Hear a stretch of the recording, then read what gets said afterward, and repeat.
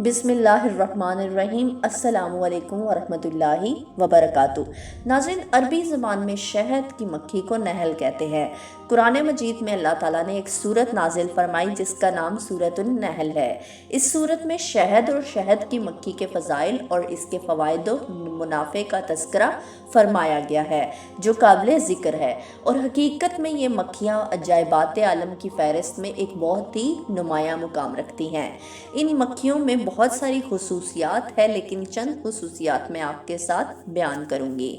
इन मक्खियों के घरों यानी छतों का डिसिप्लिन और निज़ाम अमल इतना मुनज़्ज़म और बाकायदा होता है गोया एक तरक्की याफ्ता मुल्क का निज़ाम सल्तनत हो जैसे, जो पूरे निज़ाम व इंतज़ाम के साथ नज़्मी मुमलकत चला रहा है, जिसमें कोई खलल और फसाद रोनमा नहीं होता।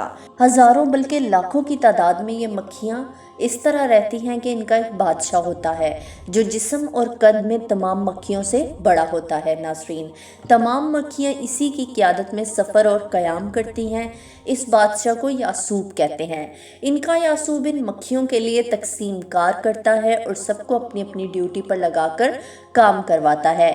ये मक्खियाँ फलों फूलों वगैरह का रस चूस कर लाती हैं और शहद के ख़जाने में जमा करती रहती हैं, और फलों फूलों की तलाश में जंगलों और मैदानों में सैकड़ों मील अलग अलग दूर तक चली जाती हैं। ये अपने छतों को नहीं भूलती और बिला तकल्लुफ़ किसी तलाश के सीधे सैकड़ों मील की दूरी से अपने छतों में पहुंच जाती हैं। ये मक्खियाँ मुख्तलिफ रंगों और मुख्तलिफ जायकों का शहद तैयार करती हैं, कभी सुर्ख, कभी सफ़ेद, कभी स्याह, कभी जर्द, कभी पतला, कभी गाढ़ा। मुख्तलिफ मौसमों में और मुख्तलिफ फलों फूलों की बदौलत शहद के मुख्तलिफ रंग और जायके बदलते रहते हैं। ये अपने छतें कभी दरख्तों पर, कभी पहाड़ों पर, कभी घरों में और कभी दीवारों के सुराखों में, कभी ज़मीन के अंदर बनाया करती हैं।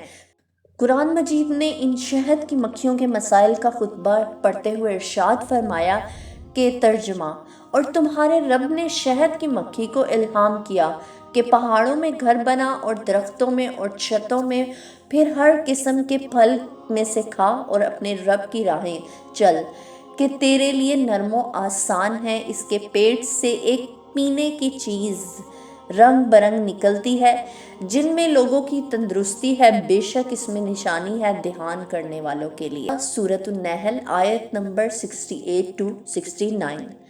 अल्लाह ताला ने शहद को तमाम बीमारियों के लिए शिफा फरमाया है। नाज़रीन, चुनाचे बाज़ अमराज में तन्हा शहद से शिफा हासिल होती है और बाज़ अमराज में शहद के साथ दूसरी दवाओं को मिलाकर बीमारियों का इलाज किया जाता है, जैसे कि माजूनों और जवारशों में, और तरह तरह के शरबतों के ज़रिए तमाम बीमारियों का इलाज किया जाता है, और इन सब दवाओं में शहद शामिल किया जाता है। इसी तरह शिकंजबीन में भी शहद डाली जाती है जो पेट के अमराज के लिए बेहद मुफीद है।